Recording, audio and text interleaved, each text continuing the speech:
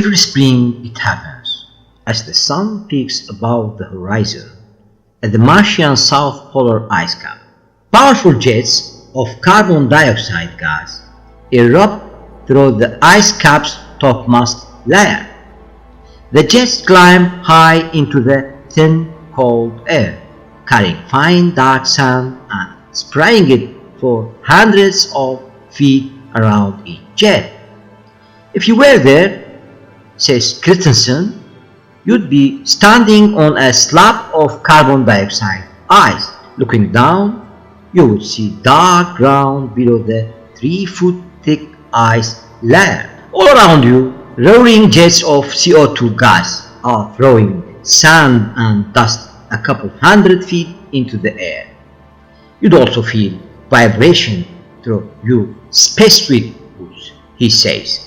The ice slab you are standing on is levitated above the ground by the pressure of gas at the base of ice. The planet Mars has 2 permanent polar ice caps. During a polar winter, it lies in a continuous darkness, chilling the surface and causing the deposition of 25 to 30% of the atmosphere into slabs of CO2 ice, dry ice. The Martian polar caps are among the most dynamic regions on the Mars, growing substantially in winter as a significant fraction of the atmosphere freezes out in the form of CO2 ice. The seasonal frosting of some areas near the southern ice cap results in the formation of transparent 1-meter thick slabs of dry ice above the ground. With the arrival of spring, sunlight warms the subsurface and pressure from subliming CO2 builds up under a slab, elevating and ultimately rupturing it. This leads to geyser-like eruptions of CO2 gas mixed with dark basaltic and or dust. Unusual dark spots, fans and blotches form as the south polar seasonal CO2 ice cap retreats. The formation mechanism of these features are not clearly understood.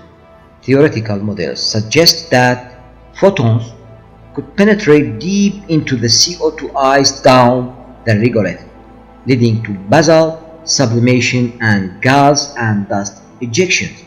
The sunlight heats the surface below, but the high opacity of CO2 at infrared wavelengths prevents cooling. This leads to sublimation at the ice substrate interface with subsequent pressure build up.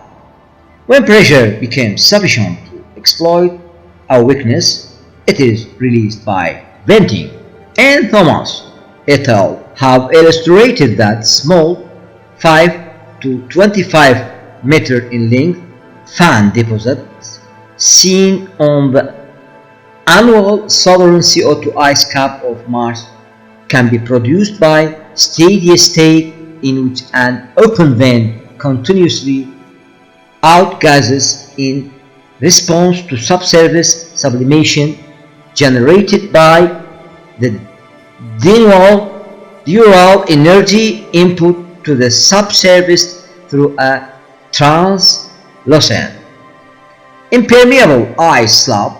This may explain repeated outgassing from these vents and change in orientation with time.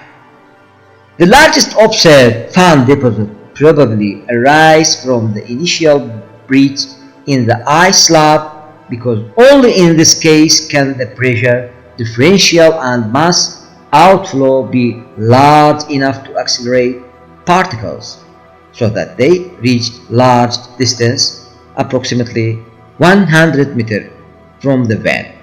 Dust particles are accelerated subsurface but acquire most of their velocity close the vent. Particles of 25 mm in diameter can reach 8 meter/second before entering the tube leading to the surface of the ice slab. Hence, significant erosions of the surface will in general be restricted to the area surrounding the vent. This suggests that if this process leads to the production of araniform spider-like structures via erosion, then the growth of structure is restricted to the points of current venting. Construction of an arbitrary geometry to produce channeling of the dusty gas flow subsurface will obviously affect this conclusion and offers a simple approach to the construction of extended arms on surface.